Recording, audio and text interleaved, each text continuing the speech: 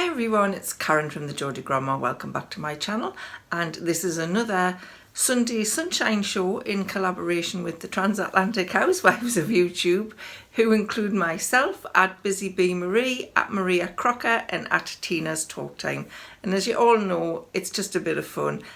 We collaborate and bring you a video every Sunday morning at 7:30. We each talk about the same topic, but obviously we put our own spin on it. So once you've watched my video, you can go across and watch their take on the same subject. And today's subject is 10 random questions, just to help you get to know us a little bit better. We're all going to do the same questions. I'll just pick them out in no particular order, and then you can hear our answers. So the first question is, which historical figure would I like to have dinner with? Now this for me was an easy one because I have a real fascination for Henry VIII. So yes, I would like to have dinner with Henry VIII. Obviously now in my time rather than back in his time, or I might meet a nasty end. But I just think he was an absolutely fascinating man. So I quite like to psychoanalyze him actually. He was so childish and spoilt and womanizer, and I think he was led by other people. I've read a lot of books about Henry VIII and a lot of books about his wives. I just find him completely fascinating. So I think, yes, an evening of dinner with Henry VIII would be a very interesting night indeed. The next question, this is an easy one. How did I meet my husband? I met him on an escalator on a Friday night at about 11 o'clock at Monument Metro Station. Now, if anybody knows the Newcastle area, Monument Metro Station is in Newcastle. And I was on my way home from this night out with my friends, had a few drinks. I was going down the escalator. I turned round and I just happened to speak to this young lad. I can't remember exactly what I said, something about the earring he had in. And he followed us down the escalator and onto the metro station and then onto the bus, and he got off the bus with us and walked us home, and that was 40 years ago. He was 17 at the time and I was 19. Didn't actually know he was 17 till about 3 months later. He told us he was 19. But whenever we have not that we argue, but whenever we're bickering, I quite often say, I should have got the bus home that night. I should never have got the metro. So if you're looking for a date, maybe don't try dating sites. Maybe go and just go up and down on the escalator at your nearest metro or tube station. You never know. The next question is, what's your most embarrassing moment? Now this one sprung to mind straight away when I saw this question, and it was quite a few years ago. I went for an interview as an audio typist. I can't remember what kind of company it was, but I went for an interview as an audio typist, and I hadn't actually done much audio typing, if any. So when they sat us down to do the audio typing test, they gave us the headphones to put on, which if you're not sure what an audio typing headset looks like, they look like a stethoscope, or they did in those days. It looked like a stethoscope. So you'd have the earphone, would have like a plastic thing coming down, and then there was like a big chunky bit and then the wire. So instead of putting the headphones on as you would a stethoscope, I put them on as you would over your head. So I had these headphones on with the plastic bit sticking out the top of my head with a wire coming down like that. And the girl who had took us to the desk to do the test, she kind of looked at us and she went, "They don't go on that way, they go on the other way." And I was trying to bluff my way out of it. And I'm not used to these kind of headphones. God, I wish the ground had opened up and swallowed us. Needless to say, I didn't get that job, and I have since learned how to use audio headphones the right way. But yeah, that was definitely an embarrassing moment that I never repeated. The next question is, what's your pet peeve? Now, I had to think about this. I did a video not that long ago about things that make us angry, and I think this was included on that, and it still makes us angry now, and it is cars parking on pavements. If you're one of those people that do it, I'm sorry, but it drives me up the wall. I know sometimes there's no option, but round where I live, there's not a lot of places to park your car. So the cars, instead of having to walk, you know, like a couple of minutes to your doorway, they park on the path, so that they're mostly on the path with a little bit of their wheel on the road. And yes, I can walk on the grass and get past them, but why should I walk on the grass? The pavement is for people, not for cars. You know, I'm not going to go and get me deck chair and sit in the middle of the road, so don't park on the path.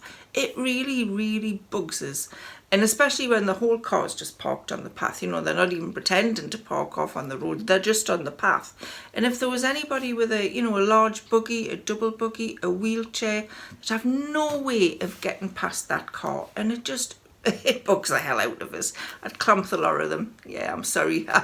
Please don't unsubscribe. But yeah, that is a big pet peeve of mine. Really, really annoys us. And the state of the pavements as well. You know, I'm sure the cars parking on them aren't helping. You know, you're trying to walk on the pavement, there's broken paving stones that, you know, they're up this much and people trip over them. Highly annoying. Please stop parking on the pavement. Rant over. So the next question is, apart from your family, what are you most proud of, or what's your proudest moment? Of course, I'm proud of my family, that goes without saying. So my proudest moment, I had to think about this, and there was a toss-up between two, so I'm going to tell you both of them. One of them is the fact that I went back to college when I was 35 and did a degree. I had two small children at the time. I think they were like 7 and 4, something like that. But I actually went back to college and did a degree in business management and organisation, and I ended up with a 2-1 in it. And I'm just very proud that I actually did that. I didn't do it for any reason in particular other than I left school when I was 16, and I think I had 1 O-level in English and a typing qualification. And I just wanted to see if I could actually do the degree. And I can honestly say I absolutely loved my 3 years at college. I just really enjoyed it. I enjoyed the learning. I enjoyed the social side of things. So yeah, I was definitely proud of doing my degree. The other thing that I was proud of is I used to be, I had a business as a social media manager trainer. That was my own business. And one of the things I did was I wrote a book called 365 Social Media Tips, and I had a few of them printed, and then a publisher contacted us to say they'd like to publish it as an ebook, and I was just so chuffed. I was really, really chuffed with that. And this was about 8 years ago. It is still on Amazon. Please don't go and buy it because it's absolute rubbish now. You know, there was things like Google Plus on there, which isn't even around anymore. But I came up with 365 tips, a tip every day for using Twitter, LinkedIn, Facebook. I think that's all that was around at the moment, and Google Plus, on how to use them to help market your small business. I have had, when it first came out, I had a few £100 in royalties off it. I'm actually still getting a couple of pound twice a year off it, but really the publisher should take it down. It was published by Brightword Publishing, which was a subsidiary of Harriman House. Brightword Publishing is no longer around, but I still get the royalties from Harriman House. But they should really take it down because it is so out of date. So do not go and buy it. But I am proud of writing that. The next question is, what was my first job? My first job, well, my actual first job when I was around 14, 15, I actually worked in a wine and chocolate shop, putting the prices on things, but I don't count that one. My proper first job was I was a receptionist at a theatre in Newcastle. It was actually Newcastle Playhouse, and I worked as a receptionist there for 3 years. I started when I think I was 17, and I absolutely loved that job. It wasn't like a job. It really wasn't. you know, we used to go out on a night with the actors when the season started. When I turned 18, I started working behind the bar at night. So I was there from like 9 in the morning until midnight, and then we'd go out, you know, clubbing. I really loved that job. It was a really good job. The money was rubbish, but the job was really fun. So yeah, that was my first job, the Newcastle Playhouse receptionist. The next question is, what country would I most like to visit? And this was quite difficult because there's not really many places that I really want to go to, but I had to think about it, and I do really want to go to Iceland. I don't mean the shop with the frozen food, I mean the country. I would really like to go to Iceland. I just think that the scenery there looks fantastic. You've got the Northern Lights, you've got the hot springs, you've got the waterfalls, the glaciers. It's got a midnight sunset, because in the summer solstice between June the 20th and 22nd, which actually my birthday is on the 21st, it's light for quite a long time, so you get a midnight sunset, and then the sun rises again at 3 o'clock. So if I was going to go, it would probably have to be around then. So yes, I would definitely say Iceland is the country that I'd like to visit, and it's not so far away and expensive that I probably won't get to do that eventually. Before I go on to the next questions, we have thrown at each of us, of the, you know, me, Marie, Maria and Tina, have each thrown out, or will be throwing out, a challenge to another YouTuber to do one of these videos answering the same questions. So if you hang on till the end of the video, you'll find out which other YouTuber I've challenged. So going on to the next question. And it is, what is my favourite film from the 1980s? Now this was really quite hard because personally I think all of the films in the 1980s were brilliant. They just don't make films like they did in the 1980s. Do you agree with this? They just don't. So I had to think about it. I had to think about a lot of these questions. And the one I probably love the most was The Breakfast Club. I just love that film. If you don't know what it is, it's about 4 teenagers that go to this high school and they get detention on a Saturday morning. None of them are friends.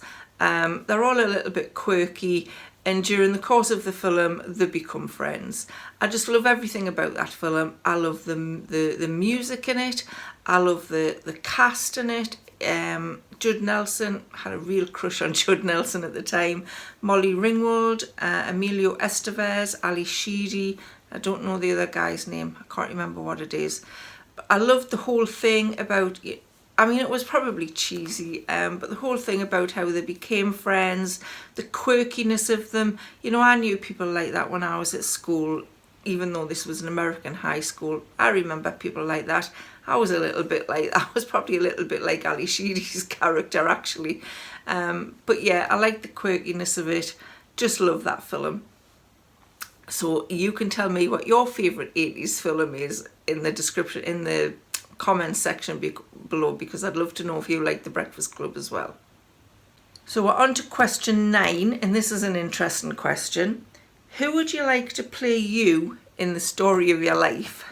I don't know why anybody would want to film the story of my life, but you never know. So I came up with 2 actors. One for the younger years and one for the older years. And the actor I picked for the younger years is a girl called Millie Bobby Brown. And if you watch Stranger Things, you will know who Millie Bobby Brown is. She plays 11. I just think she is a really, really good actor. You know, she plays funny, she can play serious, she plays quirky. I just love her, and I think she would suit my character when I was younger. So yeah, definitely Millie Bobby Brown for the younger years. But for the older years, I didn't want anybody who was too sophisticated. So people like Helen Mirren and older people like Nicole Kidman. I just thought, no, that's not me. I picked Sandra Bullock. Or if you watch The Big Bang Theory, as Raj calls her, Sandy B. I think she would play me really well as I got older. because I've seen her play funny and I've seen her play serious and sad. I think she'd do a really good job of playing me. So what do you think, Sandy B? Do you want to play me in the story of my life? I'm sure she does. So who would play you in the story of your life? I'd like to know that as well, actually.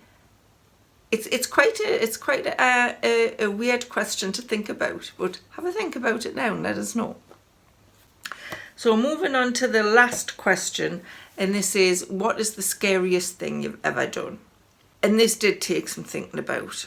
I didn't really think I'd done anything that scary, and then Warren reminded us of something I did, and I thought, yeah, I was absolutely terrified before I did that. And when I was a social media manager and trainer, I got invited to give a presentation on LinkedIn at a local business expo, and it was going to be to about 100 people. And I thought, okay, can I do this? I mean, I'd stood in front of a small workshop of people, like 6 people, and taught them stuff, but to actually stand up in front of an audience who are sitting in seats looking at me, it was a pretty scary thought. But I like to push myself out of my comfort zone, so I accepted the challenge and I did it. It took a few weeks to write the presentation, what I was going to talk about. And then because I get quite nervous in situations like that, so I ended up memorizing. This was a 30-minute presentation, and then there was like a Q&A session afterwards. I ended up memorizing the presentation, which is the wrong thing to do. Never memorize a whole presentation. You should have bullet points and then you can expand on the bullet points. But no, I decided to memorize it.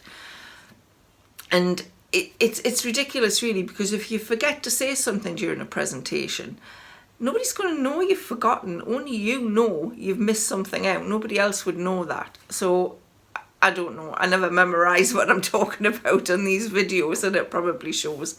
But anyway, that was the first of many presentations I did after that. It went down really well. I got applause. I actually got customers from it. But it was really, really scary. I mean, it was the first time I'd held a microphone. The video is actually, I'm sure it's on my YouTube channel somewhere. I'll see if I can find it, and if I can, I'll link to it below. But yeah, it was the first time I'd used a microphone. I was so nervous. I was practically shaking. But afterwards, I just remembered a feeling of just feeling so good about myself, so pleased that I'd actually done it. So yeah, I've always tried to push myself out of my comfort zone a little bit, because I know it makes you feel really good about yourself afterwards. So those are the 10 random questions, and like I said, Marie, Tina and Maria are going to answer the same questions, and I'm really looking forward to their answers, so don't forget to go across and watch them. But the YouTuber that I'm throwing this challenge out to, and I'd like her to do the same video with the same 10 questions and put it up there for everybody to watch within the next 2 weeks. And that YouTuber is Fiona from Our Crazy Life Scotland. Now, if you don't know Fiona, she's an absolutely lovely, lovely woman. She's got a brilliant YouTube channel, mainly just general lifestyle vlogs. She has got, I'm sure she's got 5 dogs. She's just getting a new husky puppy, introduced that to the family. They've got a cat, they've got a lizard. She's got 2 teenage daughters. She lives in Scotland, hence Our Crazy Life Scotland. Our mother's featured quite a lot. She's just really, I really love her videos. She does a lot of crafting videos. She does a lot of general chit-chat videos. So if you like that kind of thing, go across and subscribe to Fiona, and then you can, you'll be notified if you press the little bell when she brings that video out. So Fiona, get those 10 questions sorted. I'd love to see them really soon. So that's everything I've got for you for this Sunday's episode. I think next Sunday we're doing a thrifting challenge to see what we can get at thrift shops for, I think it's a tenner. But as always, I'm not entirely certain, so you may be surprised if it's something completely different.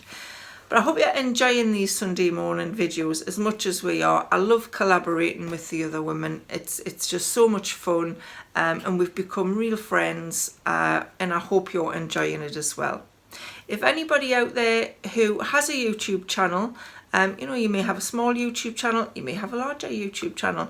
If you'd like to, you know, be a guest on one of our Sunday morning slots and do the same kind of video that we're doing, we'd love to hear from you. We're open to anybody who wants to, you know, come on and be a guest. We just like to mix it up a little bit, and it's all just a little bit of fun.